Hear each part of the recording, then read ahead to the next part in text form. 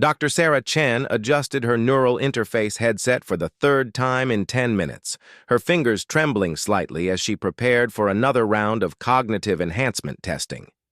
The sterile white laboratory hummed with the soft vibration of quantum processors, their blue glow casting an ethereal light across her workspace. At 24, she had already shattered every academic record at the Terran Institute of Advanced Sciences. But today felt different. Today, she sensed eyes watching her from the shadows. The testing chamber door sealed with a pneumatic hiss, and Sarah found herself alone with the most sophisticated learning enhancement system ever created by human hands. The Neural Acceleration Protocol, or NAP, as the scientists called it, was designed to push human cognitive abilities to their theoretical limits. What they hadn't expected was for someone to exceed those limits entirely. Beginning test sequence 77 Alpha, Sarah spoke into the recording device, her voice steady despite the butterflies in her stomach. Attempting to process the complete works of ancient Earth literature while simultaneously solving 12-dimensional calculus problems and translating alien linguistic patterns from the Proxima Centauri excavations. The machine whirred to life, flooding her consciousness with more information than any human brain should have been able to handle. Sarah's eyes rolled back as data streams poured into her mind like waterfalls of pure knowledge. Languages she had never studied became as familiar as her native tongue. Mathematical concepts that had puzzled professors for decades unraveled themselves before her mental eye like simple children's puzzles. But something else was happening, something the monitoring equipment couldn't detect. As Sarah processed the alien linguistic patterns, she began to understand their true meaning. These weren't just random symbols carved into stone tablets found on humanity's first successful interstellar colony. They were warnings. The ancient texts spoke of a great convergence, a time when the scattered children of the stars would face their greatest trial. Hidden within the complex mathematical proofs were star charts, coordinates to places humanity had never explored. Most disturbing of all, the literature from Earth's past seemed to echo these same themes, as if ancient human authors had somehow known what lay ahead for their species. Sarah's enhancement session lasted 6 hours, but to her expanded consciousness, it felt like months of intensive study. When the machine finally powered down, she sat in stunned silence, her mind reeling with newfound knowledge that she instinctively knew she shouldn't possess. Unknown to Sarah, every moment of her session had been recorded and analyzed by systems far more sophisticated than the university's equipment. Deep beneath the Pacific Ocean, in a facility that officially didn't exist, Agent Marcus Rodriguez watched the readouts with growing concern. "She's done it again," he muttered to his partner, Agent Lisa Park, who was monitoring brainwave patterns from a secondary console. "Look at these neural pathway formations. They're off the charts." Lisa pulled up a holographic display showing Sarah's brain activity during the session. The patterns were unlike anything in their databases, displaying a level of neural connectivity that should have been impossible for an unmodified human brain. "The cognitive enhancement should have plateaued after the first hour," Lisa observed, her brow furrowed. "Instead, she's showing exponential improvement across all metrics. Marcus, I think we're looking at something that goes beyond normal human evolution." Agent Rodriguez nodded grimly. The Federal Bureau of Investigation's Xenological Threats Division had been monitoring Dr. Chen for 3 months now, ever since her professors began reporting her impossible academic achievements.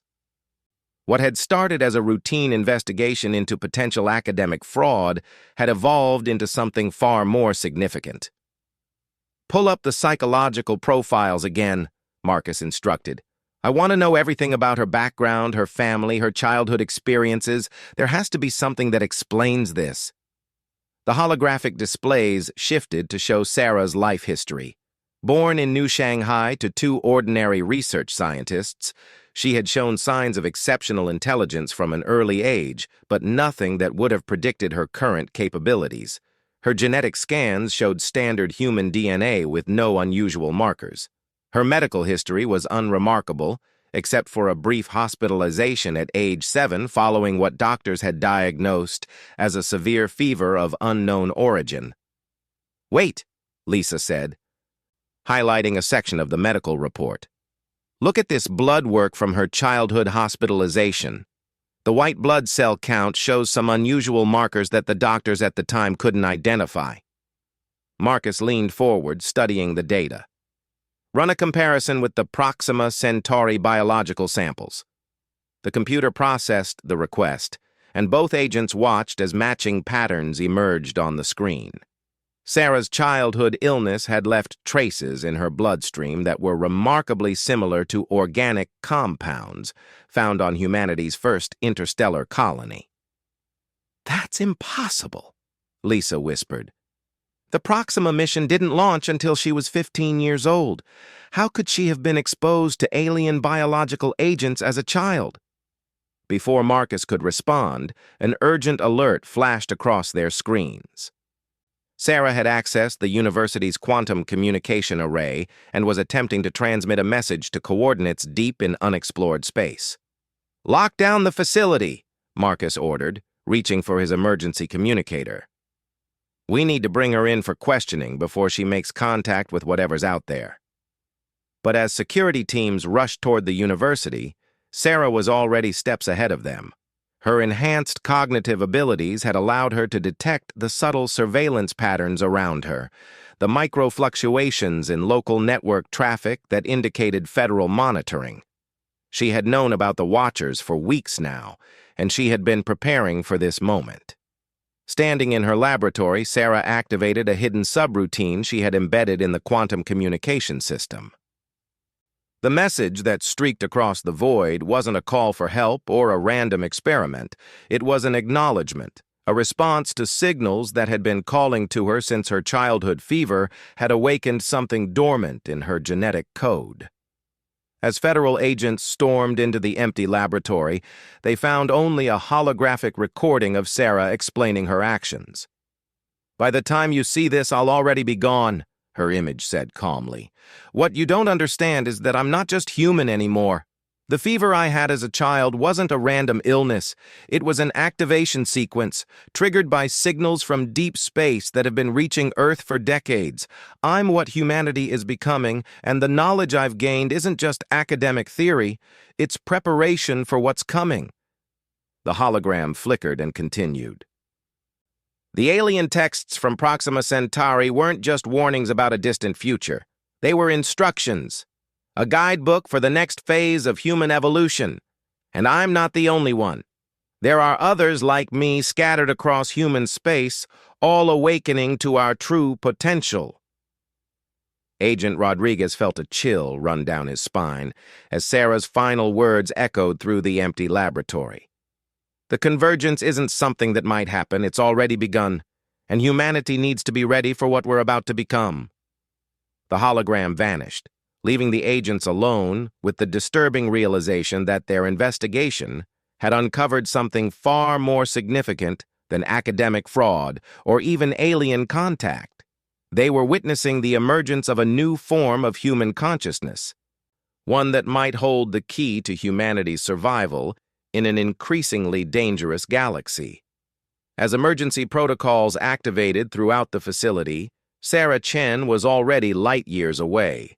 Her consciousness expanded beyond the limitations of her physical form, reaching out to touch the minds of others like her scattered throughout human space. The true test was just beginning, and the girl who had once been top of her class was about to become something that would challenge everything humanity thought it knew about itself and its place among the stars. 3 weeks after Sarah Chen's disappearance, the galaxy began to change in ways that defied conventional understanding. Reports flooded in from across human space about individuals displaying impossible capabilities, solving problems that had stumped scientists for generations, and demonstrating intuitive knowledge of technologies that hadn't been invented yet. Agent Marcus Rodriguez stood in the briefing room of the USS Vigilant, humanity's most advanced deep space investigation vessel, studying holographic displays that showed the growing phenomenon.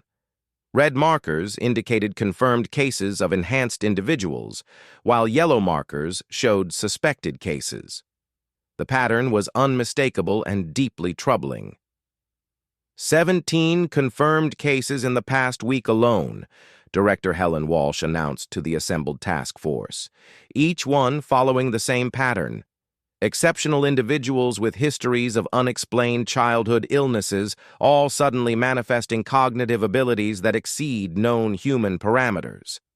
Admiral James Harrison, the grizzled commander of humanity's stellar defense forces, leaned back in his chair with obvious skepticism. "You're telling me that a bunch of college kids with good grades are somehow a threat to galactic security?"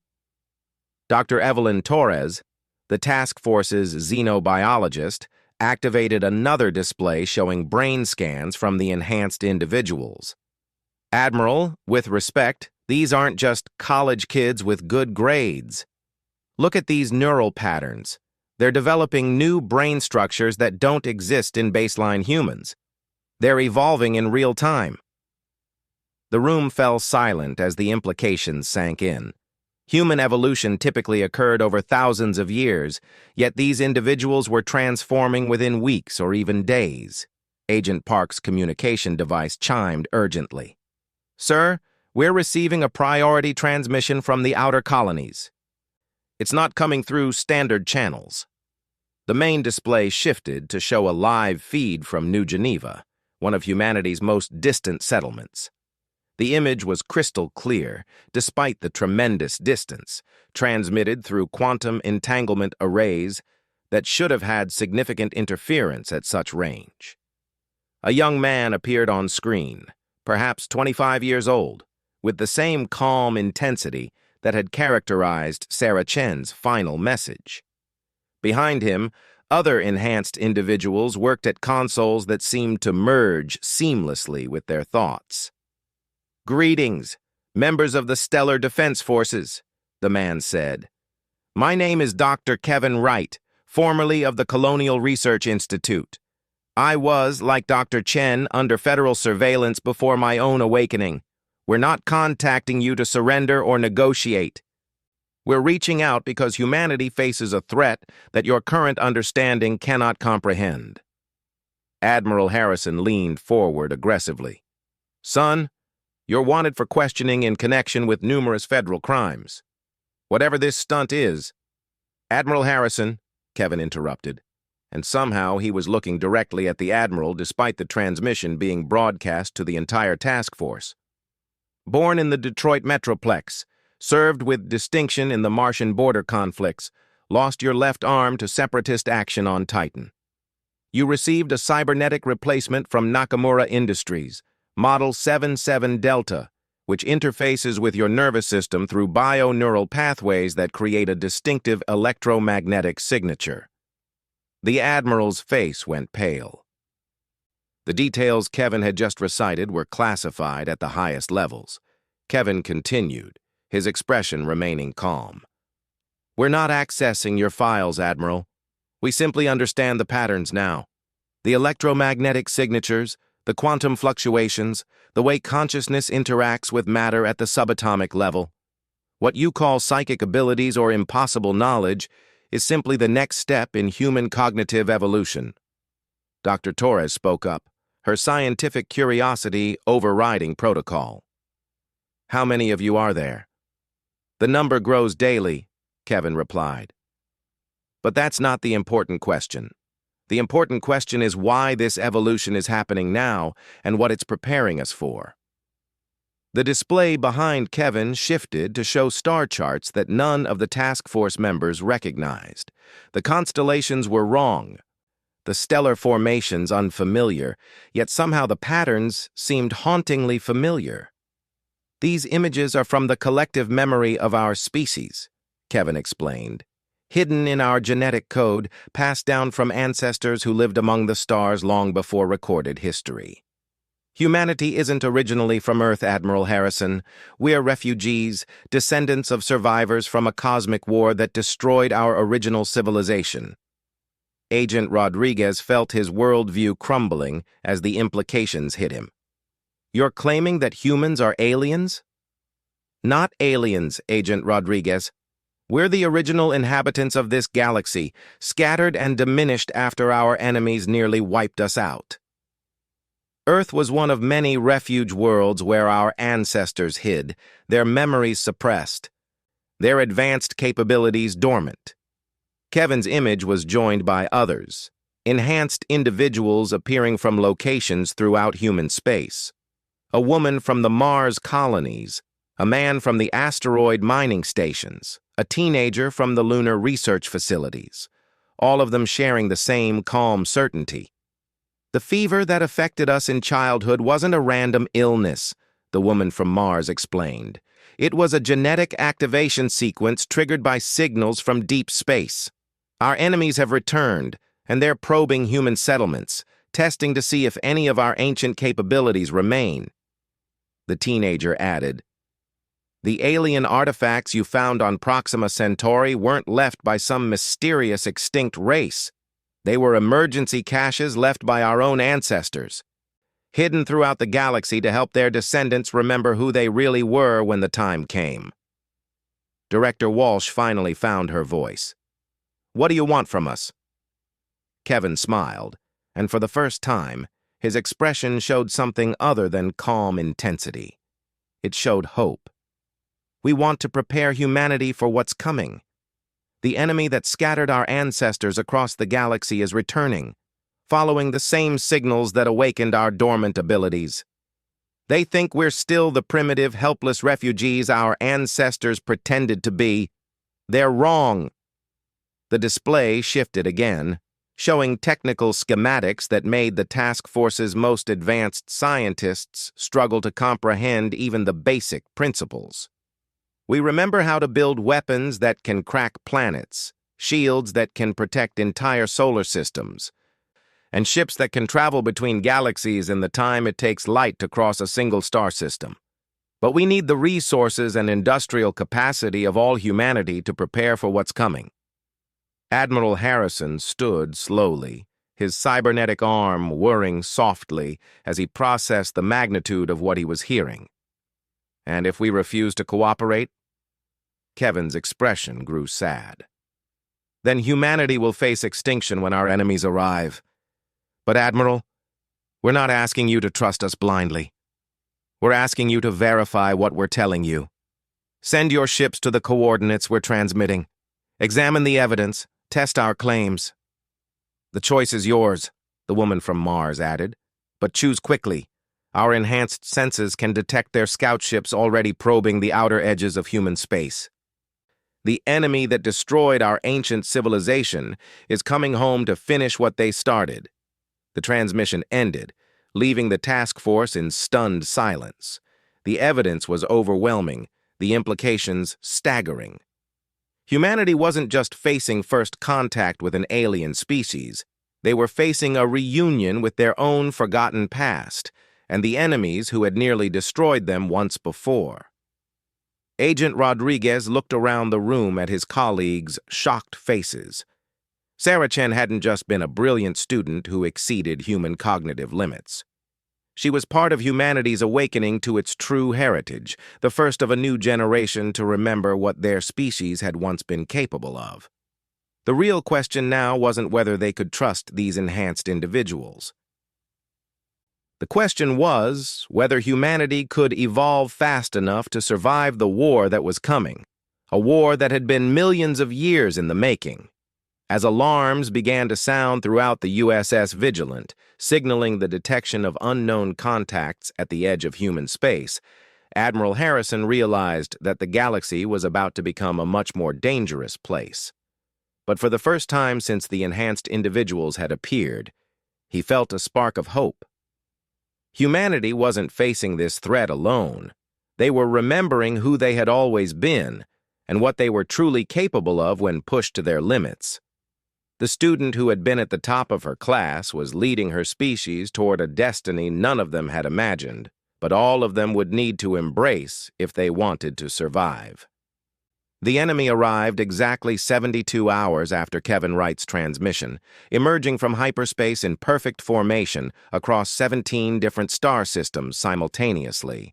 Their ships were massive, organic-looking constructs that seemed to bend light around them, creating distortions in space-time that made them difficult to target with conventional weapons. Sarah Chen stood on the command deck of the Remembrance, a vessel that had materialized around her enhanced consciousness, as if responding to her deepest memories of ancient human technology. The ship was alive in ways that current human engineering couldn't explain, its neural pathways integrated with her own expanded awareness. Through the quantum communication network that now connected all enhanced humans, Sarah felt the fear and confusion of baseline humanity as their defensive fleets engaged the enemy. Laser batteries and fusion missiles struck harmlessly against shields that absorbed energy and converted it into power for the alien vessels. "It's just like the ancient memories showed us." Kevin's voice echoed through the network from his position aboard the New Geneva Defense Station. "The Devourers haven't changed their tactics in a million years. They still think we're the same frightened refugees who barely escaped their first assault." Sarah nodded, feeling the collective presence of nearly 1,000 enhanced humans now spread throughout human space. Each awakening had triggered others, creating a cascade effect that was accelerating exponentially. But would it be enough? Through her enhanced senses, she could perceive the true nature of their enemies. The Devourers weren't just alien invaders.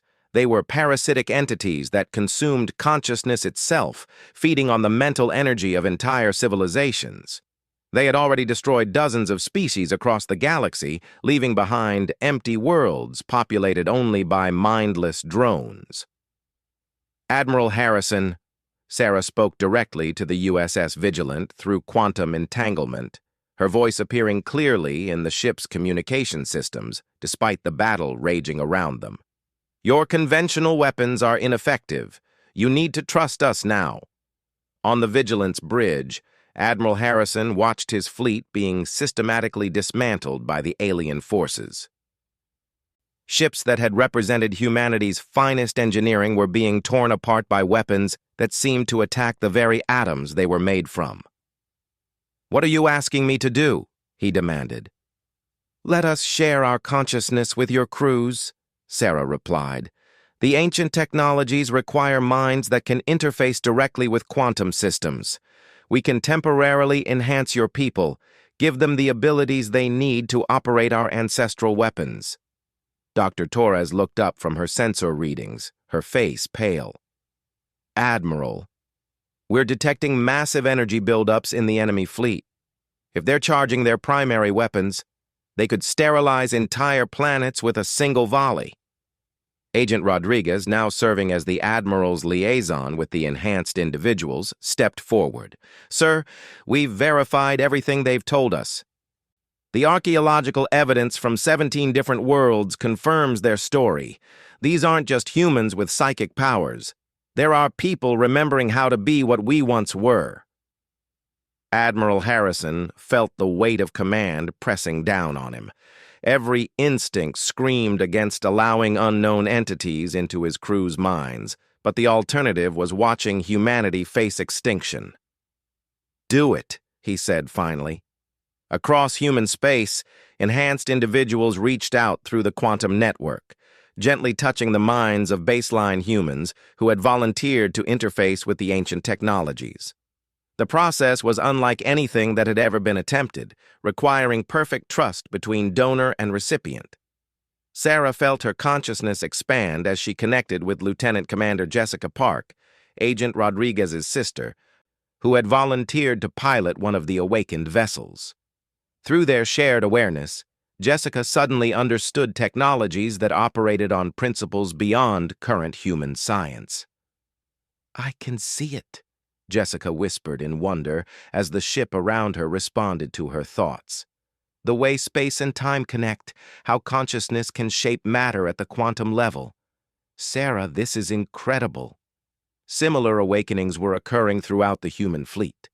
Ordinary soldiers and scientists were suddenly operating weapons that could manipulate gravity itself, shields that existed partially in alternate dimensions, and engines that could fold space around them. But the Devourers had not survived for millions of years by underestimating their enemies. As human ships began to fight back with their ancestral technologies, the alien fleet adapted, revealing capabilities they had kept hidden. "They're not just attacking our ships," Kevin's urgent warning reached every enhanced human simultaneously. "They're trying to devour the consciousness of everyone we're connected to. They want to feed on our awakening itself." Sarah felt the psychic assault like ice water flooding her mind. The Devourers were attempting to use the quantum network against humanity, turning their greatest strength into a vulnerability. If they could corrupt even one enhanced individual, the contamination would spread through the entire network. But they had underestimated human resilience. "Form the convergence pattern," Sarah commanded, her thoughts reaching every enhanced mind simultaneously. Just like the ancient memories showed us. Across the galaxy, enhanced humans linked their consciousness together in ways that created something greater than the sum of its parts. Their individual awakenings combined into a collective intelligence that spanned star systems while still preserving their individual identities. Through this merged awareness, they remembered not just their ancestral technologies, but the final battle of the ancient war, when humanity's greatest heroes had sacrificed themselves to ensure their people's escape. "We don't have to make the same choice they did," Sarah realized, her understanding flowing instantly to every other enhanced human. "We learned from their sacrifice. We know how to win without losing ourselves." The remembrance shuddered as Sarah pushed its consciousness-driven engines beyond their theoretical limits, folding space in ways that brought her directly into the heart of the enemy formation. Around her, hundreds of awakened human vessels did the same, their crews operating on pure instinct and ancestral memory. But instead of attacking the Devourer ships directly, they began to sing.